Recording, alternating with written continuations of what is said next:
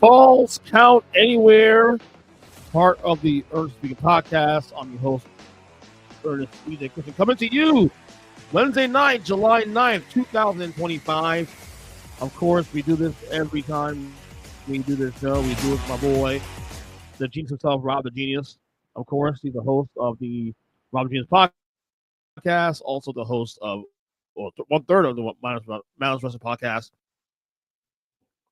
Wait, you can't hear me. You can't hear me, can you? Check. I can hear you. Yes, I can hear you. Check. I can hear you. Check. 1 second. Yeah, I can. Can you hear me? The delay. This is on me. My bad. And okay. See. No worries. No problem. I hear you fine. Can you hear me now? Yeah. Yeah, we're good. I heard. Yeah, I was doing that intro. Like, wait, all that for not?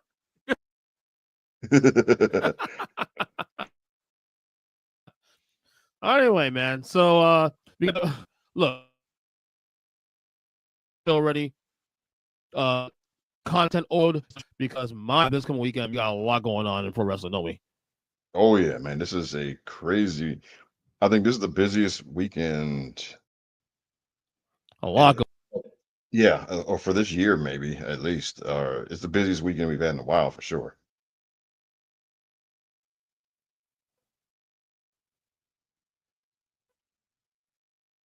Because we have 4 different shows going on over 2 days between AEW and WWE. Yeah, we're gonna be done all in this weekend, but unfortunately for my soul, I have no idea what's going on storyline wise. Makes no sense at all.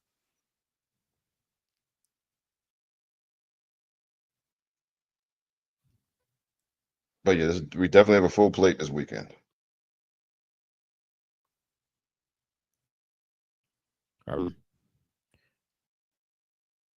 One second here. I'm doing two different things at one same time. Before we get started here, I want to play a clip on the show. Because we're gonna preview the main event in a second. But a clip from I think it's on NFL Network, where Cody Rhodes was actually being viewed by Adams of NFL. I think it's Good Morning Football. Either that or some other event. Kay Adams used to be on Network. Because she got her own thing, like it's like on FanDuel. Not more necessarily, but basically, tease the fact that we could be seeing the end of this babyface run of Cody Rhodes. Here's a third clip of him talking with. How will I know when you're going down that path? How will I know? You'll know because X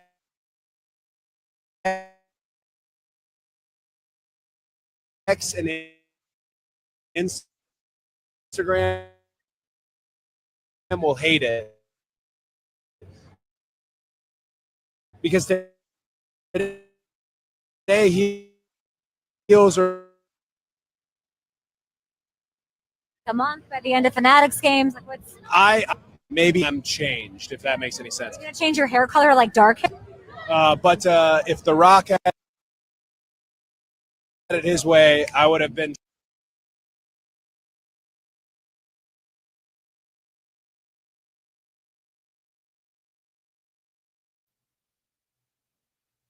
Can you hear me, Rob? Yeah, you're kind of choppy though. Well, we are going through it right now. Yeah. Okay. There you are now. I apologize. This has been really, really bad. Very professional on my part. Did you get to hear the entire clip? It was kind of choppy, but I could make out what he said. All right. Basically, bottom line, Cody Rhodes is basically saying that this heel turn or this babyface run could be coming to the race. Yeah. All right. I think we all know he's eventually going to flip, obviously, at some point. Yeah. But it's a matter of when and how. And yeah. And I think they kind of, you want to strike, you don't want to. It's weird because like timing is like, because you don't want to do it too early but you don't want to wait too long either. Yeah. And you want to, and also you don't want it to be too telegraphed either, right? Because then, like if we see it coming, if they make it way too obvious for like you know, the next 3 months or something, then it's not going to hit the same when it happens. So timing is everything. It needs, and I think for maximum effect, it does need to feel somewhat like surprise or a shock, right? Because when Roman came back in 2020, nobody saw that coming. And Yeah. then when the next week he aligned with Paul Heyman, right? Like nobody had that, nobody had that figured out, right? Nobody saw that coming. And even with the Cena thing this year, right? It wasn't, I guess, to me, right up until it happened. I mean, I thought, I kind of saw it once, after the Elimination Chamber, when Rock and Travis Scott came out there and Cody was in the ring, and and then I kind of saw it coming then because they were in the ring and then Cena didn't leave, right? But up until that point, I didn't see that coming either. So Right. it's important that you don't want to telegraph it, like you don't want it to be just so obvious because then it's just not going, so there needs to be some shock value to it for it to really work, and it can't be too early and it can't be too late. Um, and he One thing sounds I've like learned being wrestling fan for years, is that just because a crowd asks for something doesn't mean you should deliver to them all the time. Just because a crowd asks for, we need someone from heel now because it's the right thing to do. Like same thing with Bianca Belair and same thing with anybody else. Oh, she's a heel turn now. She's not. No, because if you expect it, if you ask for it and you get it, now what? You know what I'm saying?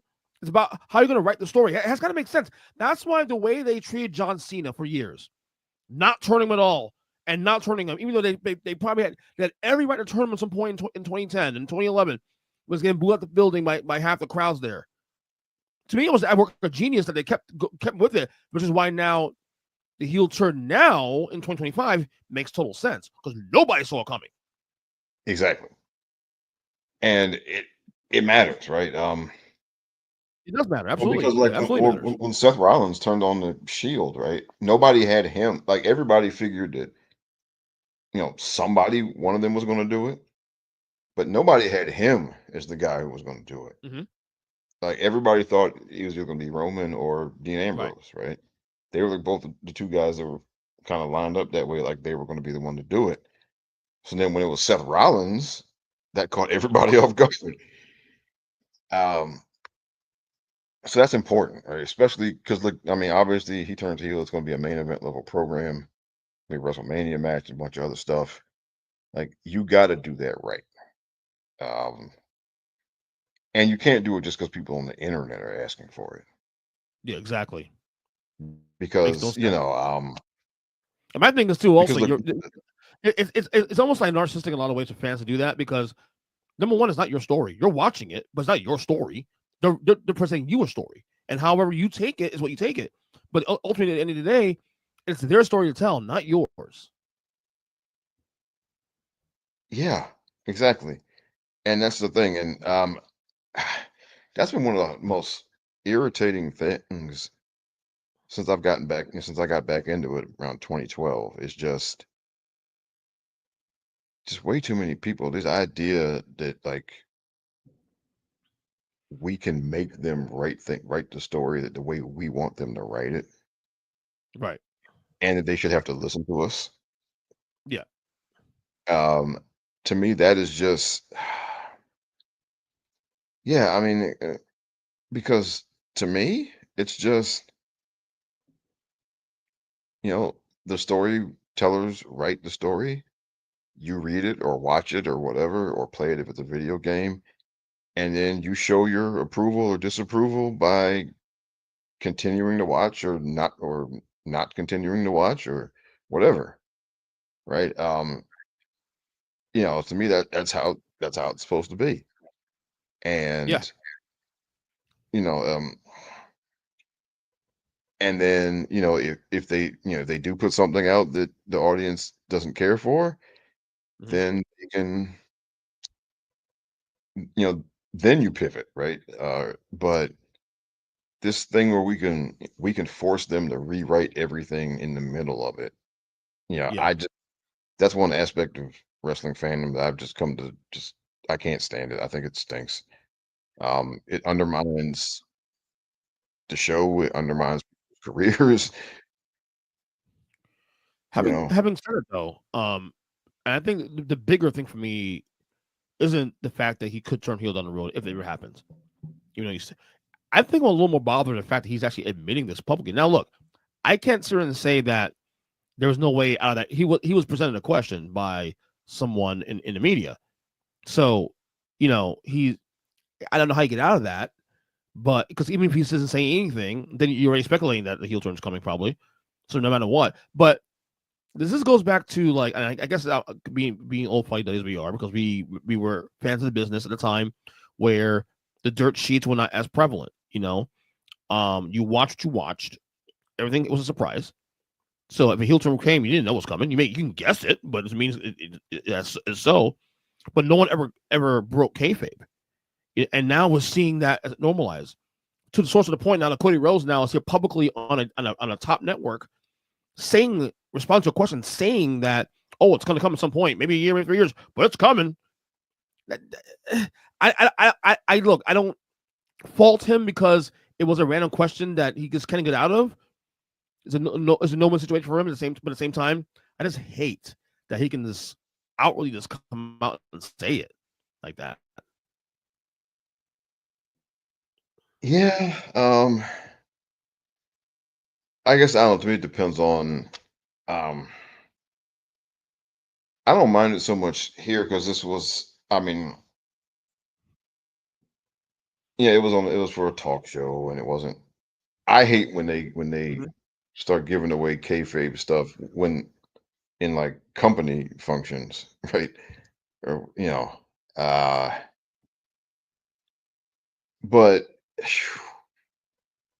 now look, of course, that might mean it. Look, it may not happen for a while. It may not happen for a couple of years.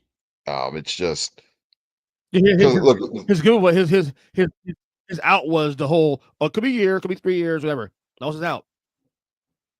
yeah, because I think the key is, do you have somebody who can do what he's doing right now? If you turn him, Like right? white meat, babyface. No, we don't. Yeah. Do you, because that's the thing with Bianca, right? I mean, Bianca she has that unique connection with children and particularly black girls that Mm-hmm. like you can't just replicate that, right? If you turn her heel, then okay, then who's going to do what she's doing right now? Okay, Yeah, and the answer, they don't have anybody who can do I agree. they don't. Um, like Jade doesn't have that kind of personality. Okay, um, so until you get somebody who can replicate what Bianca does as a babyface with girls and black girls specifically, then like turning her heel is just it's gratuitous and it wouldn't and look, not that she wouldn't do a good job of it, but it'd be one of those Yeah, things. And then would you be and like with Cody, right? Okay, if you're going to turn him, all right, you can't turn him. He's got to go all the way, right? If you turn him, yeah. he can't. He He's can't do. not a good tweener. He can't keep the same music and the same entrance, and then just maybe say some, you know, meaner things on the microphone or something. Like if you're going to turn him, it needs to go all the way. I mean, he needs to change the entrance, change what he's wearing. Maybe go with brown hair instead of blonde. Like he needs to Yeah, go all the way with it because we yeah. saw with I, Roman. I, I can never see Cody. I can never see Cody work as a tweener. I can never see that. No, I don't want no because then see, I hate, and I'm not a big fan of tweeners. I'm not. To me, like Well, I mean, a tweener could be like someone like Bobby Lashley, who's someone's kick ass. Not a clean cut babyface, but he does have heel tendencies. But he's ultimately respected. There's a way to there's a science.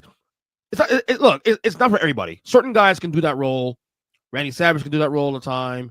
You know, guys of that nature. Seth Rollins can do that. To be honest with you, it's not pretty, and it looks like it's sold. But Cody Rhodes is either or. Hulk Hogan's either or. You know what I'm saying? Roman Reigns could do tweener actually. Now. Yeah.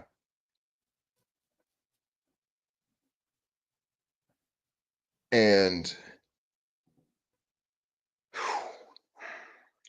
but yeah, I'm like if you're gonna do Cody, then you got to go all the way with it. Yeah, agreed. You cannot just you can't half do it. You know, you can't. And I no, you got to go all the way. He's got to be bad. He's got to be evil. Okay, it can't be just some tweener thing because that. Yeah, totally agree with you on that one. And then I think also I think I think people just doing a little too much just because the fact that he looks like Homelander. I think people just are doing too much with that. I mean, because it doesn't mean anything. That doesn't mean anything in regards to like him on the wrestling show, right? It doesn't mean anything, and I think people are doing way too much with the fact that he looks like Homelander. Yeah. Look, we may go through an entire Cody tenure like John Cena, where he never turned heel. It's very possible. Yeah. Right now, doesn't need to turn. No, he's still right hot. I know people are saying, "Oh, he got booed a little bit in Saudi Arabia." That's Saudi Arabia. That's another market. Like Saudi Arabia is one of those shows where you can't necessarily bake in the regular shows on the mainland in the same way. You know, Cody is still red hot. One of if not the biggest babyface in the company, male or female. So there's no need for him to turn him at any point right now to turn him heel right now. No one's sick of him yet. So yeah, and I think the other thing is just as long as you're going to keep him babyface, you need to like keep him away from certain people. Yep. You know, keep him away from people who he might get booed if he's wrestling, right? Right. Exactly. And that's because I don't know if you've heard about this the kind of Hogan Jake the Snake feud that was of course 86. Yeah. Yeah, they put it in. They pulled the plug on it. Yeah. Because you didn't want to put Hogan in a situation where with somebody who the audience was going to cheer, and we all loved Jake. Jake was like the coolest, dude ever, and we all loved Jake. We were not going to boo Jake, and so they rightfully they saw that reaction and they're like, no, we're not doing this. Okay. I wish I could find those tapes, man. I wish I could hear those tapes. Oh no, right. I know. So I think that's important to not put, as long as you're going to keep Cody a babyface, you got to keep him away from anybody that the audience is not going to boo.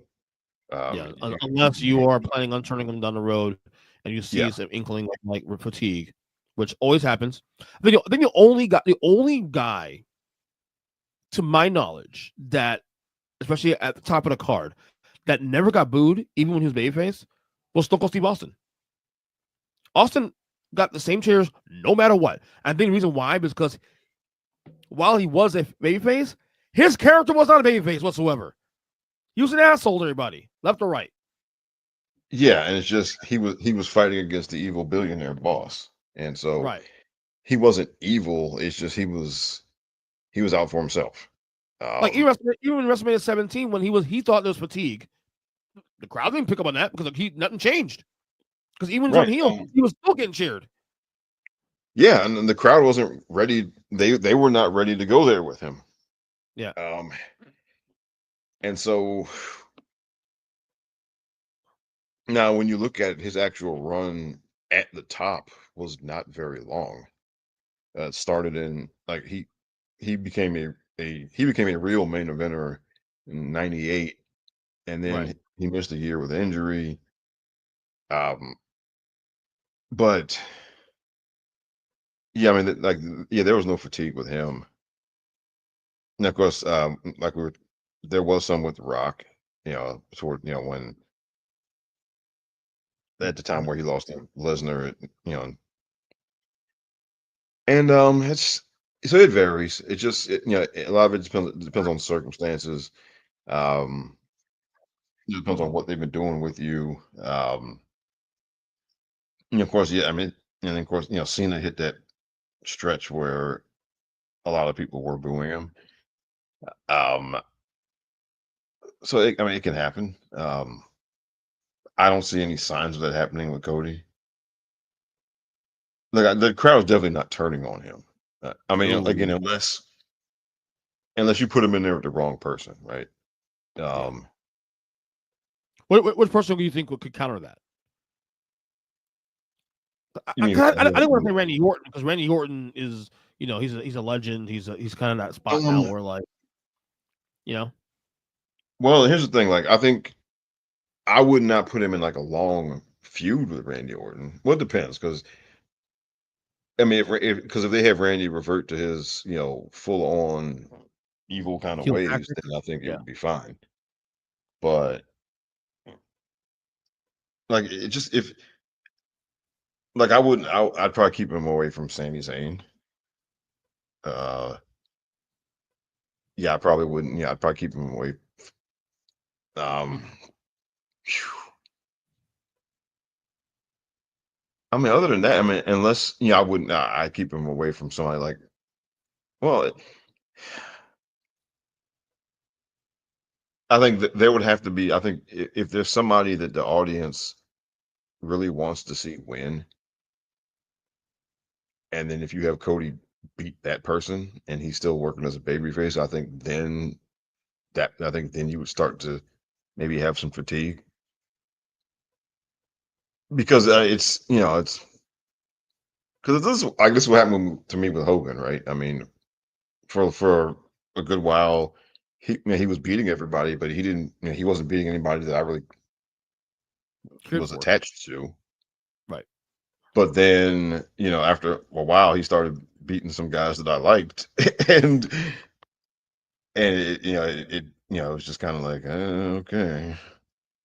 So if it gets to that point with Cody where they have him beating people that the audience really likes, and he's just beating all of these people, and he's still supposed to be a baby face, then I could see them starting to switch up on him. But there's no signs of it happening.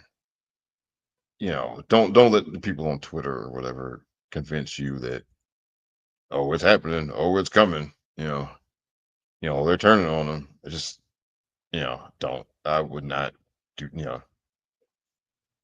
Yeah, I would not. It's just the dirt. It's just the folks, the IWC trying to just, just they're bored. Want something new. That's what it is. It's all it is. Is I'm bored. Yeah, and it's and again, look, you can't book for them because you can't.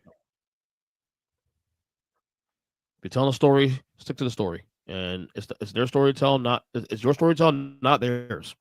Bottom line. So, all right, Yeah, all right. So we're gonna do now our preview for this this weekend's Saturday Night's main event that will take place this Saturday on Peacock or NBC. All right. Of course, it's in Atlanta, Georgia, at the State Farm Arena. The tagline of this one is "No one spared, everyone spared." Kind of creative, man. Actually, yeah, that's kind of creative. I like it. I like it. So far right now we have 3 matches announced. I imagine maybe a 4th one be added by SmackDown on Friday, but maybe you yeah, don't need 3 more matches. Maybe just some of these matches go longer. Look, I don't see Gunther and Goldberg going a long time based on Goldberg's history alone, but who yeah. knows? Who knows? This could be a special night. So three matches so far right now. We'll go through it and predict. First match, you got Randy Orton versus Drew McIntyre. Welcome back, Drew McIntyre, by the way. Welcome back. Yeah. I could see. I don't think we're gonna get a clear winner in that one. I think I'm with you. I got double DQ all over this thing. Yeah, This could get really messy.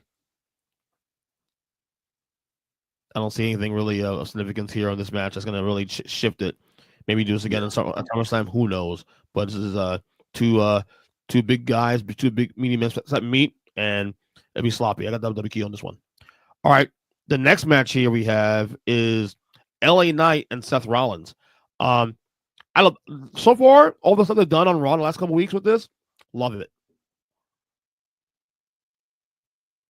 So I think unless somebody comes out there to help LA Knight, I think Seth has got his two goons. So yeah, It won't be clean. It won't be Oh no, clean. no, and it shouldn't be. I mean, no, your heels should not win fair and square. So not stuff like this. It'd be a good match. Let's see LA Knight in a good spot too. This is actually kind of a prominent spot for him too, also. So I mean, good to see him here in this spot. And then finally, we have the big one so far. The World Heavyweight Championship between Gunther and Goldberg. It is Goldberg's retirement match. Yes. So the obvious answer is yes, Gunther should win this match because he's Goldberg's retiring. Like Goldberg, they're not going to have Goldberg win the belt and then retire with the belt. That's not going to happen. No. Something tells me there's a 10% chance in my head that's saying that there's a good chance that they put Goldberg over in this match and somehow extend this rivalry into SummerSlam. I mean, we can remember SummerSlam is a 2-night event, man. So any and anything they can get in there, they don't give a fuck. They're trying to sell tickets. So I can see a scenario in this match where by some hook or by crook, Goldberg somehow wins this match, and he's champion for another month, and then he loses it at SummerSlam to the same guy. Am I crazy?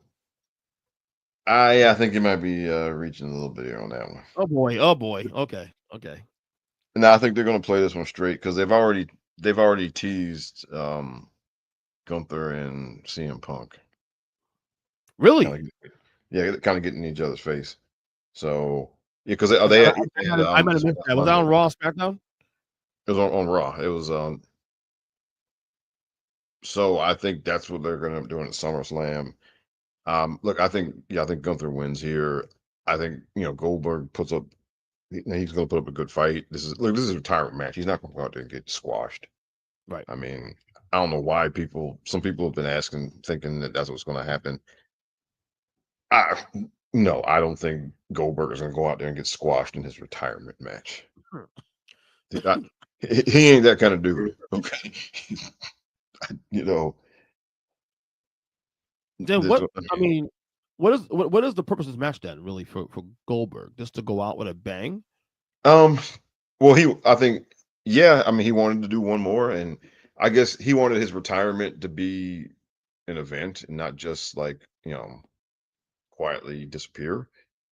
Is beating Gunther good? Losing to Gunther good enough? Because I don't think Gunther needs the rub here.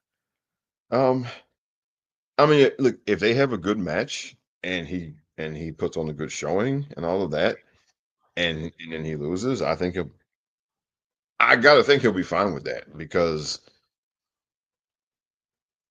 I mean,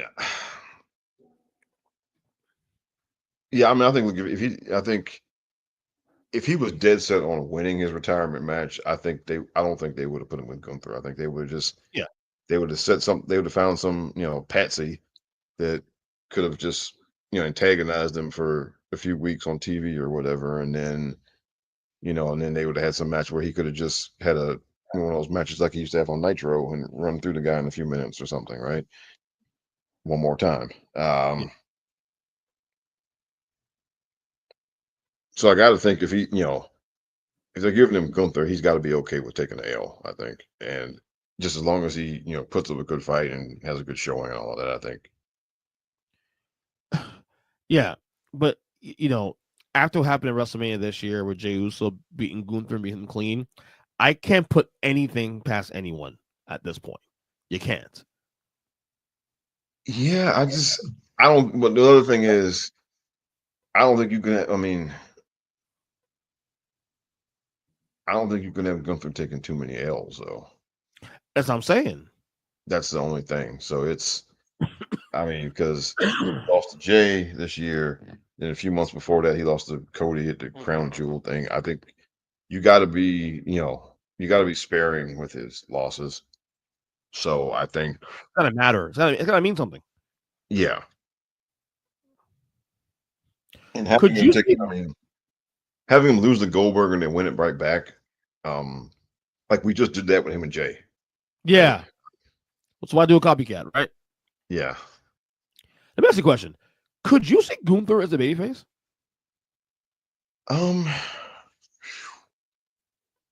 Wow. Okay, I could see him against the right opponent. I could see a situation where he gets cheered instead of the other guy. But could I see him as a full-blown babyface character? I don't think so. He's another one that could be a tweener. He's another tweener type. Or it's just like he is who he is, and then it just so happens that sometimes the person who gets in his way might be another heel, right? Yeah. I think it could be that, right? I don't think that he's ever going to be like a full-blown babyface character. No, I don't see it. I don't see it. To me, honestly, he's a modern day Bad News Brown, my opinion. Yeah. Or like who else or like a guy like Stan Hansen was like that. Like Stan Hansen was he was the heelish character all the time. But every now and then, the guy on the other side of the ring was also a heel, right? It's just he fought whoever the hell he wanted to fight. And so I could just, I think that's I think Gunther's long-term trajectory. It's just he's going to, he is who he is, and then every now and then the person that he's matched up against might also be a heel. And he might get cheered in that situation, right? Right. So, all right. So that's this weekend's the Saturday's rather Sunday event. But like I said, we got a full weekend of shows. Before we get to the Evolution preview, there's been some rumors recently that ticket prices for Evolution not selling that good. From what I saw on Google AI, the Evolution taking place the same place at State Farm Arena on Sunday, supposedly experiencing slow ticket sales.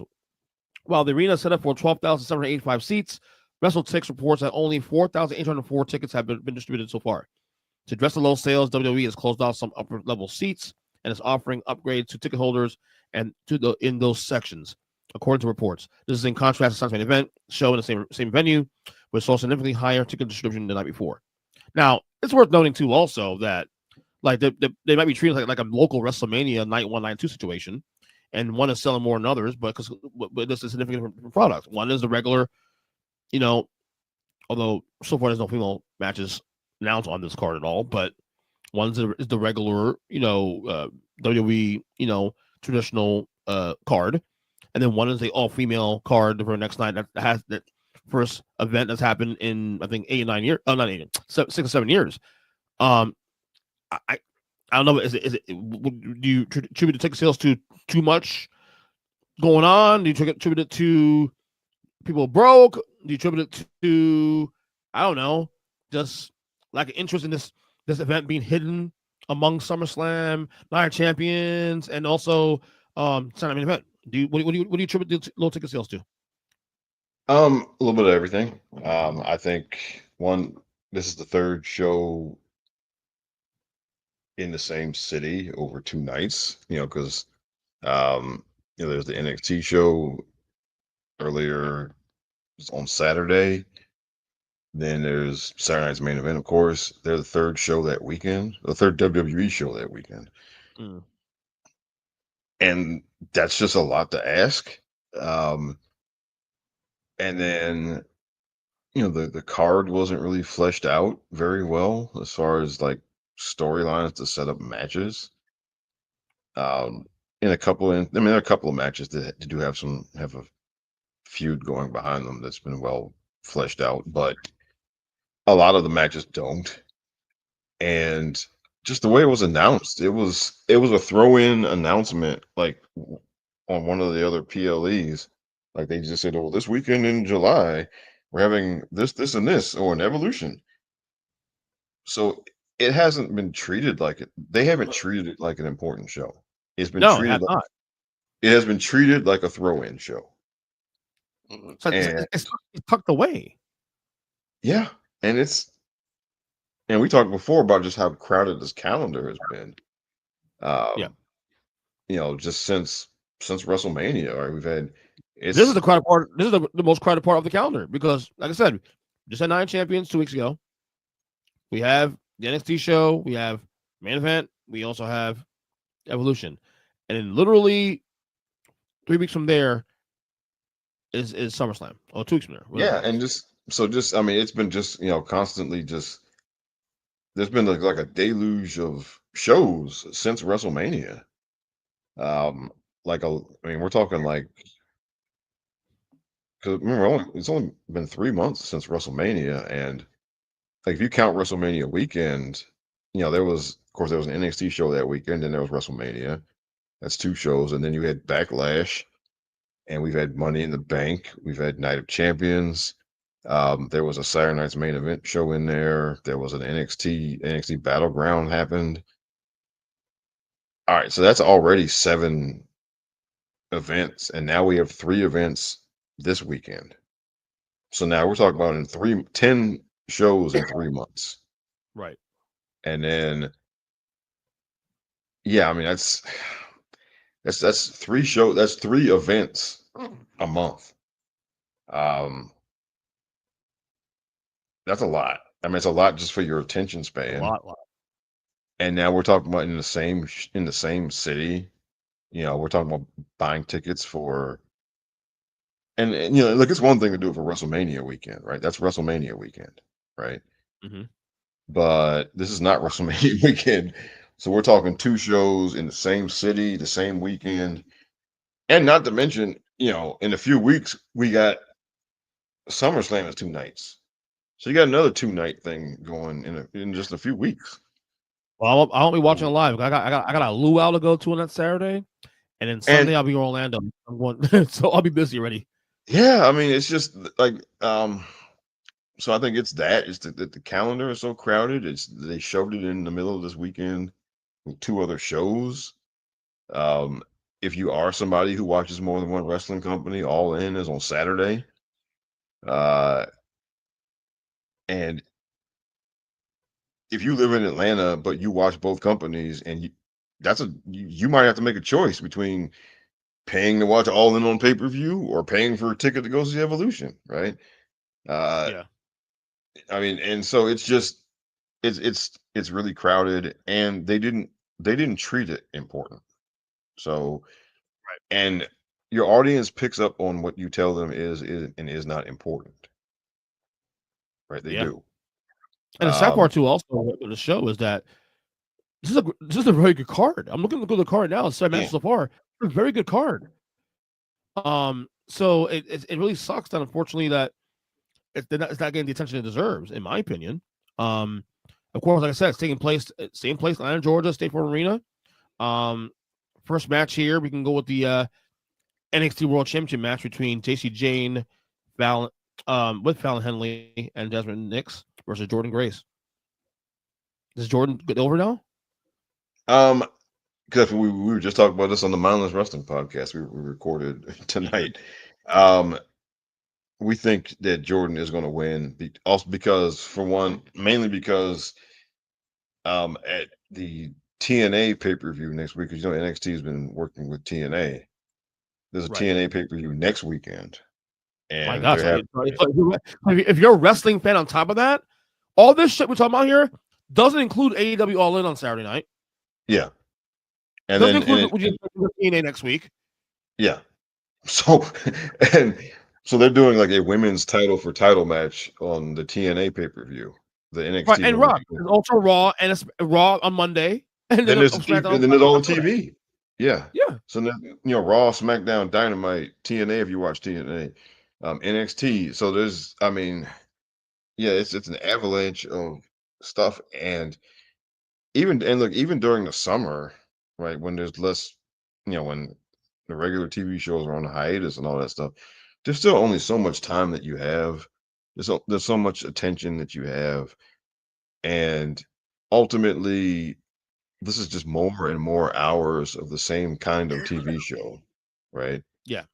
And there comes a point where there's only so much of any kind of show you can take in 1 week, right? Like if you watch, Mhm. if you watch the police, shows, right? There's only so much, like, you know, you can't I don't think there are a lot of people who watch all the Law and Order shows and all the, Chicago PD or whatever shows and all the NCIS shows. I don't think there aren't a lot of people who do all of that every week, right? Mhm. So it's just a lot. It's a lot. Yeah. And they didn't treat the show like it was important. Okay. And your audience That's picks true. up on that. Um, and look, that honestly, that's been kind of the past couple of years, as far as how they booked the women's division. That's been kind of a knock on how they've promoted the women's division the past couple of years. That they just they don't treat it like it's as important as the men's stuff. There was a time where the at least the top level women's feuds were treated like they were just as important. They got similar TV time. They got similar space on the pay-per-views. They got similar, just time put into segments and matches and whatnot. And now, like, they just the past couple of years, like they really haven't treated the women's stuff as if it's equally important. Like when you watch Raw or SmackDown, right? You see the stuff with Rollins and his group. You see Cody and his thing, and you see John Cena and his thing, and Randy, and and then Solo and Jacob Fatu and LA Knight. Like all of those things are like those things all feel more important than any of the stuff the women are doing. Like it's all it's given more Right. Right. importance, right? Even though a lot of Um, times women's stuff is better than some of that stuff. But if you watch Raw and SmackDown, what do you like? It's pretty. What do you think are the most important things? this is advancing storylines more than anything else. That's the most important thing. Advanced I mean, but storylines. like, but like which Even which subtle. like which things on the show do you like on Raw? It's pretty clear the most important thing on Raw right now is Seth Rollins and his group Yeah, and and his the and his husband. Yeah. and the people who are there fighting, right? Whether it's Yeah. Jey Uso or Sammy or whoever, right? That's a good point about this too, also, because I feel like the EO Rhea thing don't feel as important. Right, and that's so. And when it doesn't feel as important, it you don't have that same sense of urgency to watch it. Right. And It's I think simple, that's Rob. been It's an issue. oversaturation, brother. It's oversaturation. We're oversaturated this shit now, man. Yeah, and I think look, I think that's the biggest thing more than anything. I think yeah, it is. Um, Oversaturation is a big part of it. And look, and the other thing is, look, there's an elephant in the room here. Um, there is, well, we'll call it a glass ceiling. I mean, Yep. as booking an all women show, there's going to be a part of your audience that says no thanks. Yeah. I There mean, is, I also have a smaller part of the WWE audience though, but it's still a chunk. it's real, and yes, and it is a very real thing. It happens, and it sucks, but I mean, it is a real thing that happens. And you know, so which is all the more reason why you need to treat it like it's more important. It's all the reason why you don't put the show in the middle of a crowded weekend. I totally Um, agree with you. um, so I think it's just a combination of things. I wouldn't mind this show happen after SummerSlam, honestly. But then again, you want to set up so many storylines for SummerSlam, so I guess it makes more sense to do it now. Well, I mean, yeah. The first Evolution show was in October, Yeah, and in look, a they were dead doing period. storyline all year, but yet they managed to have storylines going into that first Evolution pay per view. I mean, you should be able to do that. So we went through the NXT match already. You pick Jordan Grace, right? Yeah. Okay, yeah, I'll pick her. I don't watch NXT much anymore, but I'll pick her because I'm a fan. All right, so first match here. Well, first off, they're gonna have a battle royal for a world title match, at Clash in Paris, which takes place in late August. There's no note of which females are going to be part of this battle royale. You got to assume that whoever's not. They announced. They announced. They did announce a few. Okay.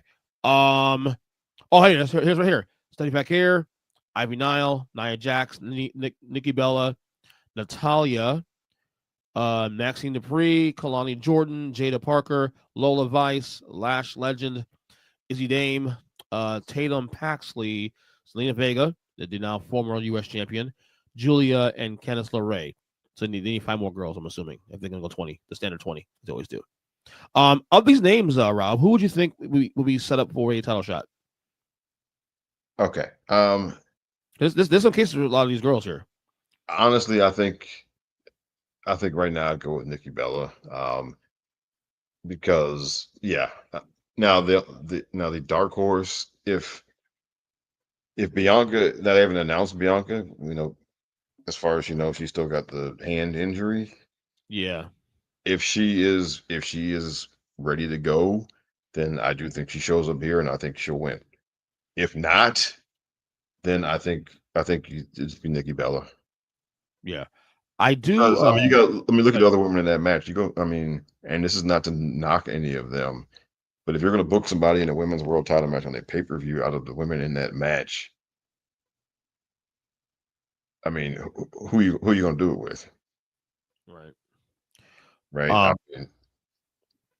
I think of these names here, the one I could say was probably most likely to get in the spot, barring 5 more fresh names we don't know about, is Stephanie Paquette. Yeah. You could. Yeah. Nikki makes sense. Nikki does make sense though because of the name. And honestly, would she really come back? It's one thing for her to come back in the Royal Rumble and not win, right? But if she's going to take time out of her schedule to come do this show, right? Then I can't see her taking time to come do this show. And I know it sounds like and just given the level of importance that they have treated this show with, her coming back to do this show, I gotta think she would win. Yeah, it has to be something important. I agree. All right, the first match here. Next match here, because that will be one of the matches there.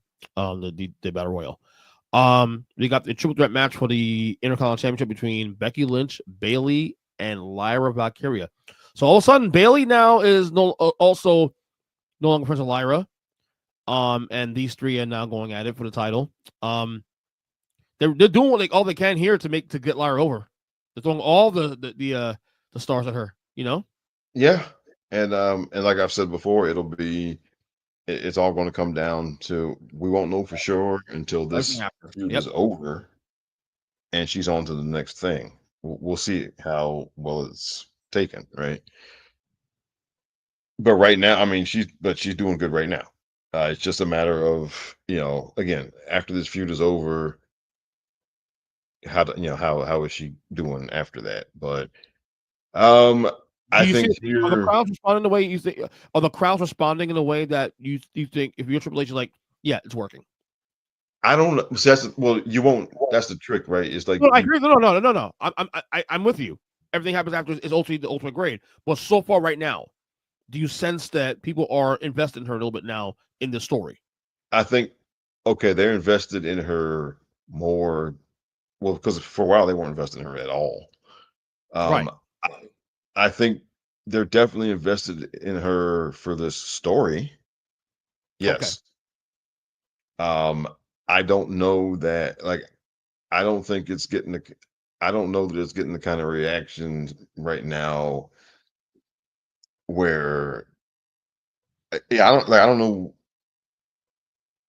I still don't think we won't know, right? Because all right, if she gets, I think because obviously this should end with her getting a big win over Becky and winning the title back, right? Right.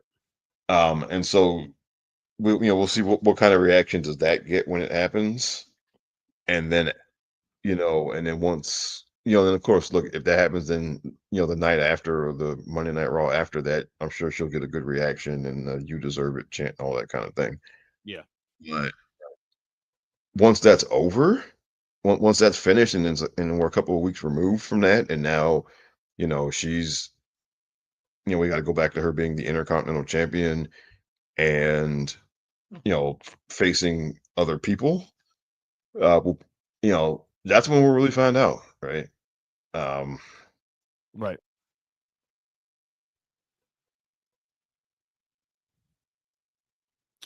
because I mean, Who you picking this match? um, I'm sorry. I think Becky holds on one more. I think she survives one more time, Yeah, and then they I have think the so too. final. They have I the think. final confrontation at SummerSlam.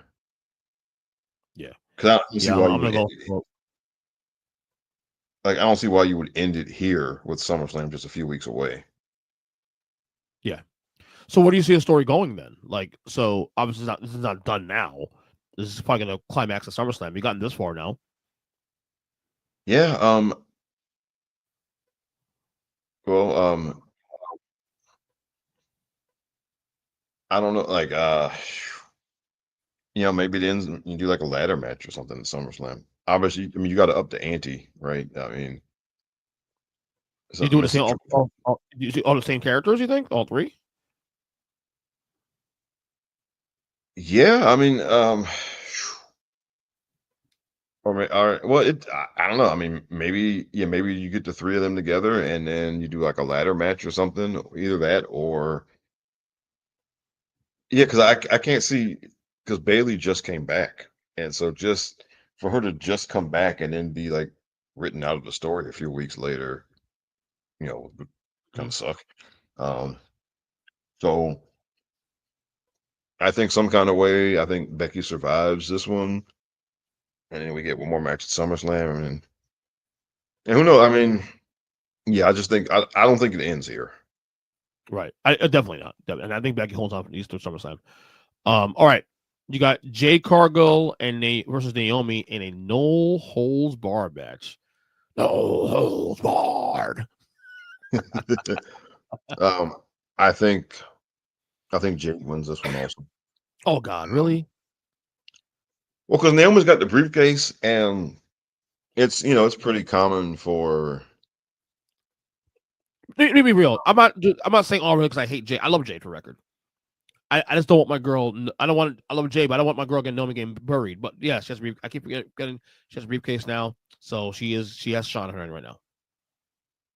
But well, that's the thing. So if she didn't have the briefcase, then yes, I would be worried about her losing again and getting quote unquote buried. But she has the briefcase, so I think.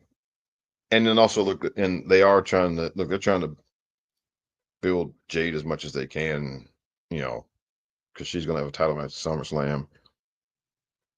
So I just think, yeah, I think Jade wins here because look, and Naomi's got the briefcase, and that can get her out of that's enough to kind of reverse any bad momentum from losing here. Right, right. All right, I'm going. Yeah. You make more sense though. But for the sake of argument, I'll just go Naomi just cause. All right, next match here for the WWE Women's Championship, we have Tiffany Stratton versus Trish Stratus. No way Trish wins this match.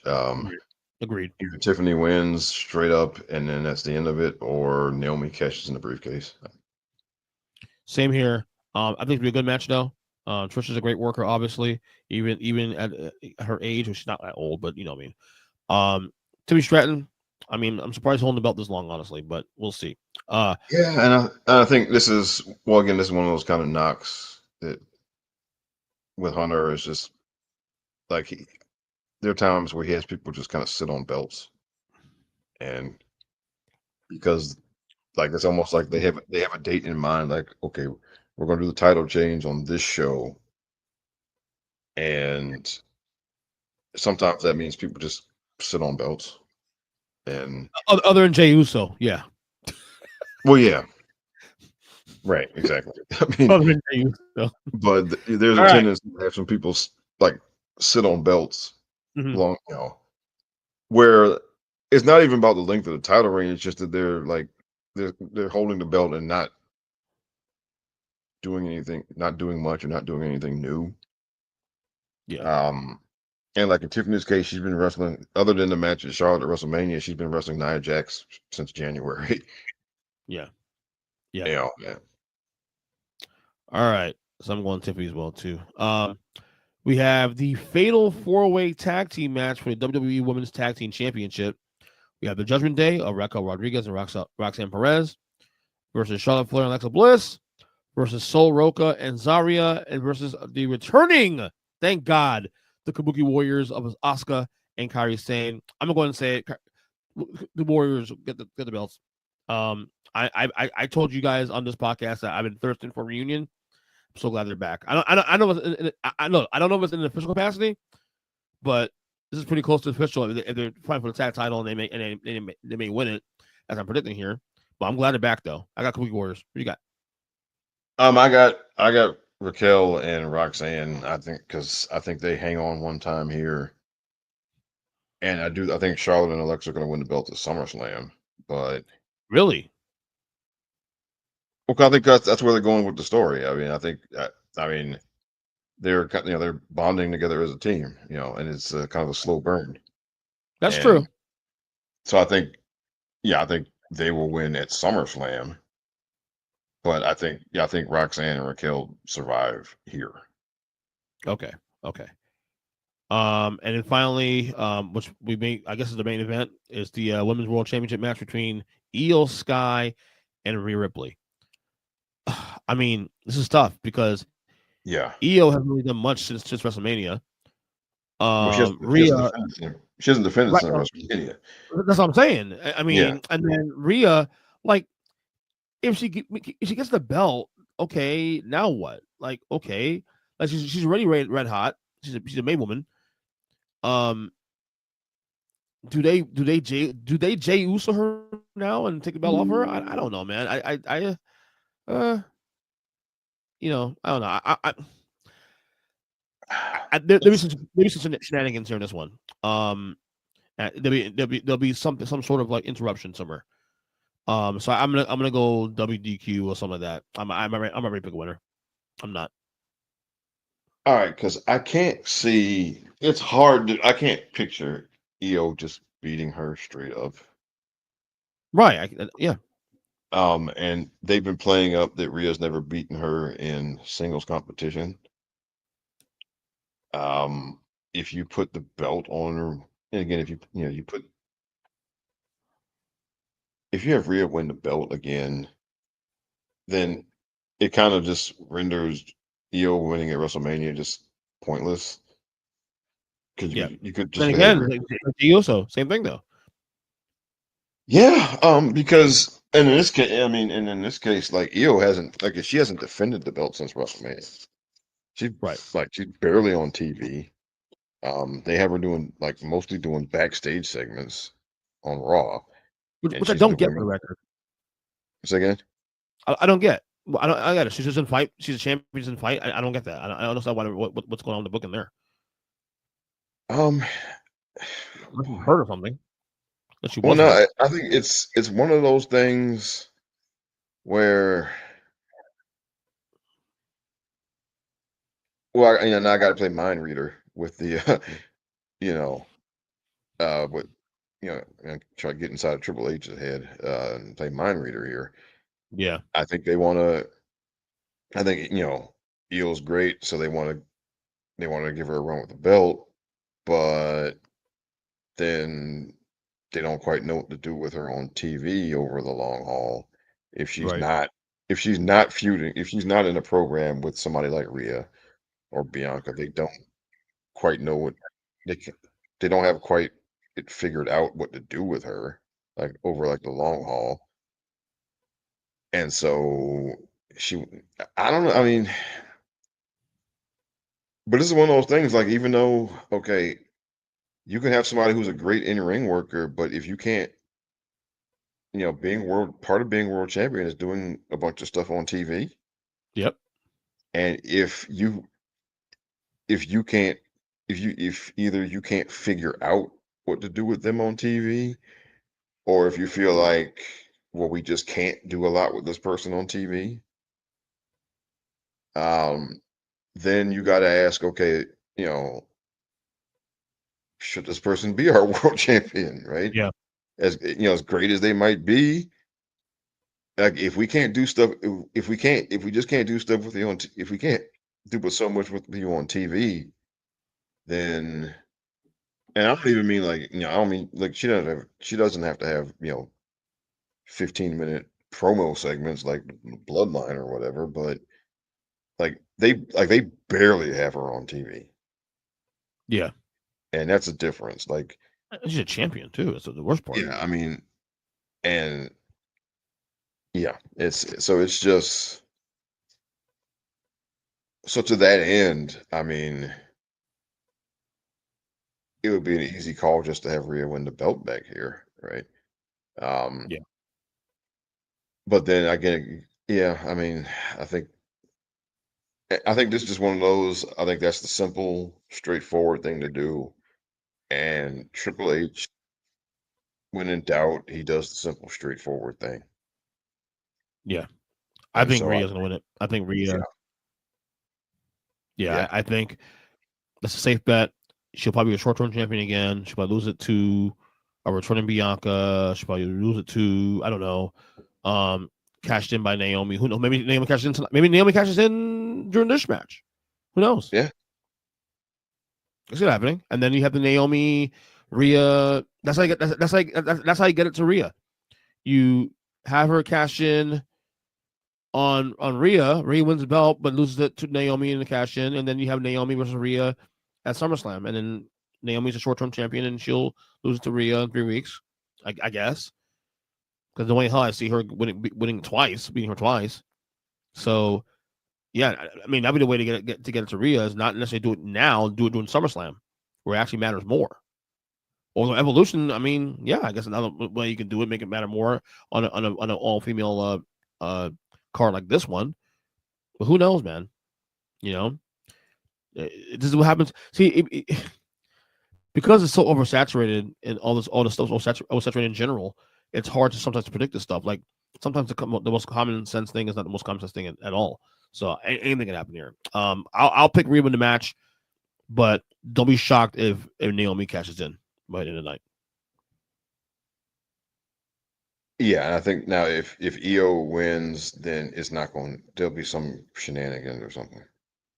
Or if Io wins and Naomi cashes in, who knows? Yeah, that's possible. It's possible. I think the prevailing sentiment here is that there's a good chance Naomi will cash in his belt on this event, and then they'll have her at SummerSlam against whoever, and then from there get the belt on the person they want to get on. So I think the best way to get on Rhea without hurting Io is to do it that way. So that's my opinion anyway. I don't know. Maybe I'm wrong. But I'm not writing this shit. So who knows? you know what I mean? So anyway, man, good show as always, man. Amid all the issues with the Wi-Fi here, I gotta call Xfinity because I got a new modem this week, new computer, and somehow somehow for some reason the Wi-Fi, it's only this computer. It's only this room here in my closet where my studio's at will have the issues. The rest of the house is fine. I got to call Comcast, see if there's a Wi-Fi dead spot in my house somewhere and how to fix that. I don't know. I'm getting really frustrated though. Really frustrated. So anyway, man, plug away what you got.